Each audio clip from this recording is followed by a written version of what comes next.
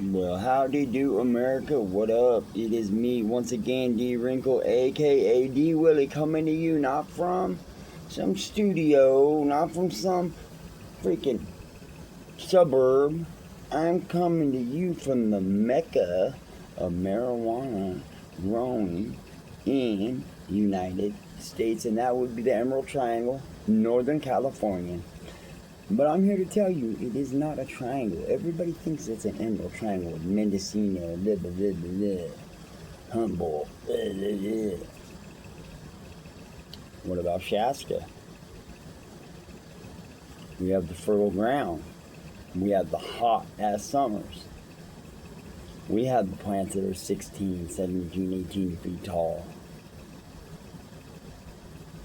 So I say that it is an emerald diamond, and we are the capital of it. Amen.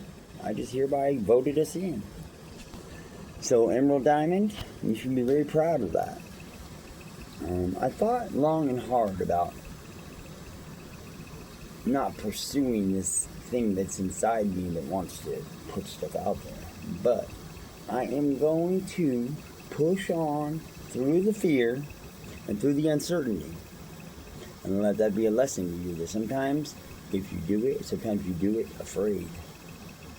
My dad told me that when I was a kid. He said there's a couple of kids that wanted to fight me. I didn't mind fighting one of them, but I didn't want to fight both of them. I was scared, I'll be honest. I said, hey, Dad, what do I do?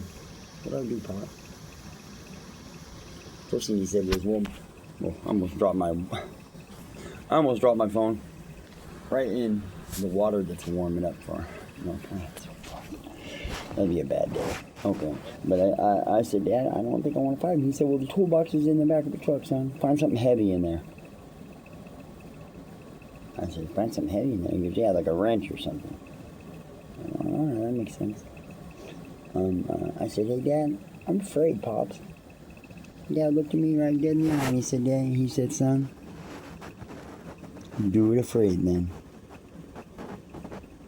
So I did it afraid. It's amazing how you can see your family in your own face. I see my dad, my mom, and my sister. I see my ancestors. I see the people that have lived before me and lived good lives. I see the people ahead of me, the people I'm helping push to the finish line, the people behind me that I'm helping pull. I don't care where I place in the race. I just want to finish it. I just want to finish it good. I want to finish it being nice to people, being kind-hearted. I want to finish this race and being charitable, bringing joy to people's lives. That's how I want to finish. I don't know about you, but I am happy that I reignited this passion inside me to grow cannabis because it has given me like a peace and an outlet. Because I raise a family. I live with three women and a baby, 2 women going through menopause. And a kid who loves me to death. My grandson calls me Papa. Nobody else calls me Papa.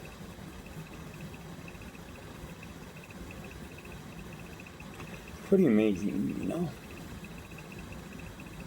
life. Let me tell you that you are never down and out. You are never out of the race. As long as you got air in your lungs, a tear in your eye, and fight in this heart, you are never out. Because people would have counted me out a long time ago. But for some reason, God had a plan. And God knew my heart wasn't evil. He knew I had a good heart. And decided to give me a second chance.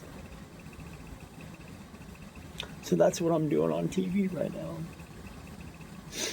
Is I'm trying to give myself and my family a second chance. I mean, I work, make decent money, but I feel something inside me that's bigger than that. Something that's pulling me to come on here and to look you guys in the face and to tell you that it is gonna be okay. But to remind you that it's gonna be hard. There's gonna be mornings that life is gonna slap the freaking shit out of you. It's gonna feel like everyone turned their back on you. You're gonna feel like you're in the dark. But you're not. Know that God's light is shining on your situation. He knows that sickness that you're going through. He knows that pain that you're going through. He knows that financial crisis. He knows you're getting ready to lose your house, your job. He knows all things, and believe this. If you do not have an evil heart, and just because you do something wrong does not mean your heart is evil. Just because maybe you're a drug addict or something or whatnot, even a thief and whatnot, that'll make you evil.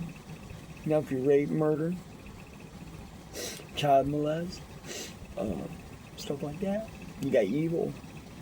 You got evil, man. And you got to get it out of you. There's only one way.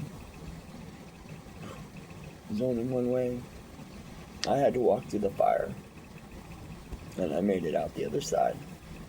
Thank God for that. Thank God that I'm stubborn. Thank God that I get a good heart for people. Thank God that I got a family who loves me more than I deserve. Thank God I got a job who values me.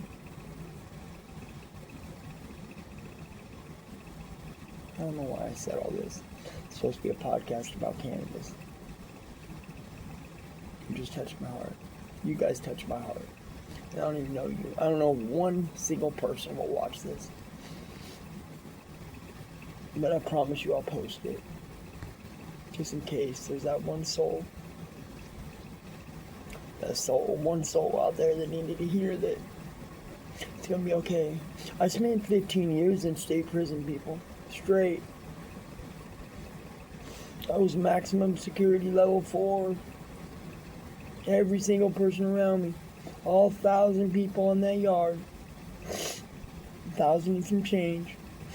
All had life. Double life. Life without. For murder. Savages. Beasts. Evil. And I had to survive in there. And I didn't know if I'd make it out the other side, to be honest. I wasn't trying to make it out. I went in there saying, you know what? It is what it is, little bro. You're just going to be a light. You're going to shine a light in a dark place right now. The light's going to be so bright, they ain't even going to be able to see. They're going to be blind. And that's what he did. He took me through that 15 years. Hey, and before I knew it, that day was coming when they called my name. And I got to walk out into freedom. You understand that I didn't see the moon and the stars for 8 years.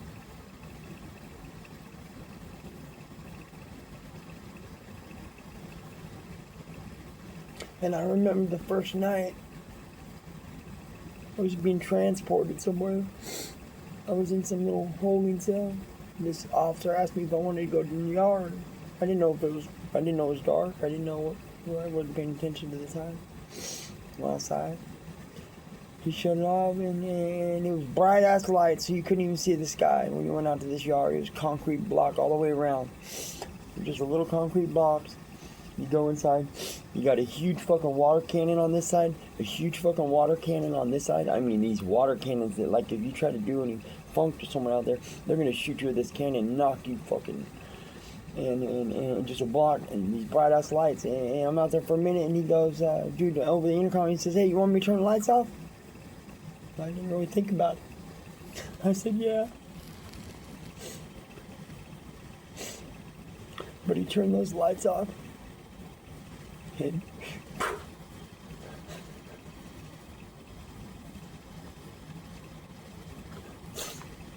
God reminded me He was there that night.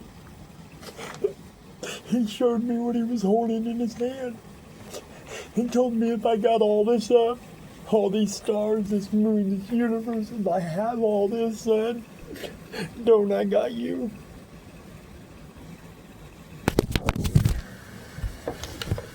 I almost did it again. I almost dropped this shit.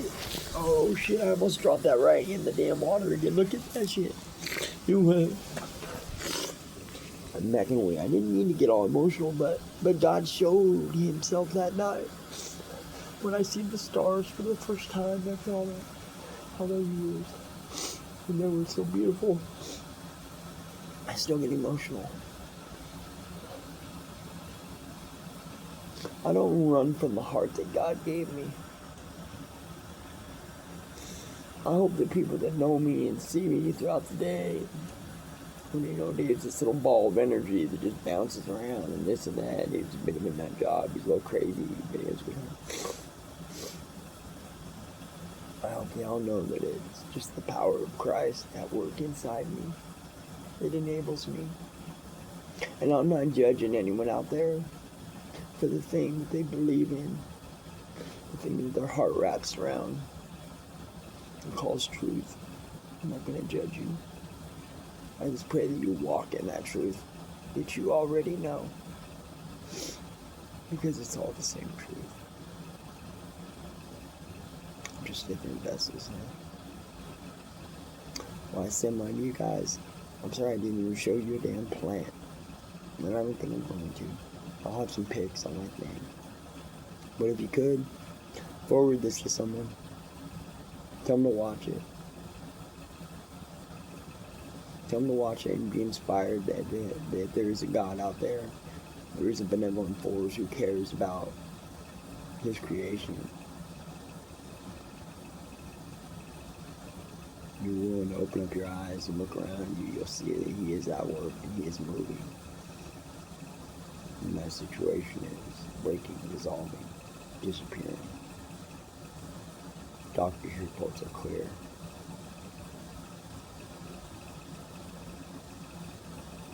Financial situations, debts are made whole. Families are reunited. Loved ones are upraised. All those prayers, the ones you hold deep in your heart, are going to come to pass. I promise you.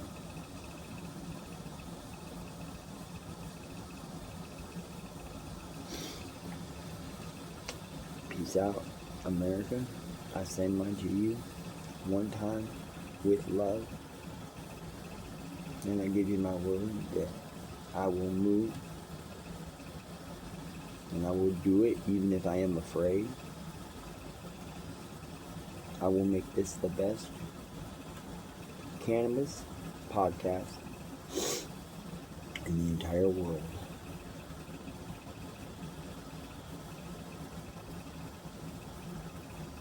So I send mine to you. And remember, it's a diamond, baby. It's a diamond, baby. It is a diamond, emerald diamond. Shasta County. One love. For life. That's a diamond on there. You can't even see it. No, I'm doing a diamond.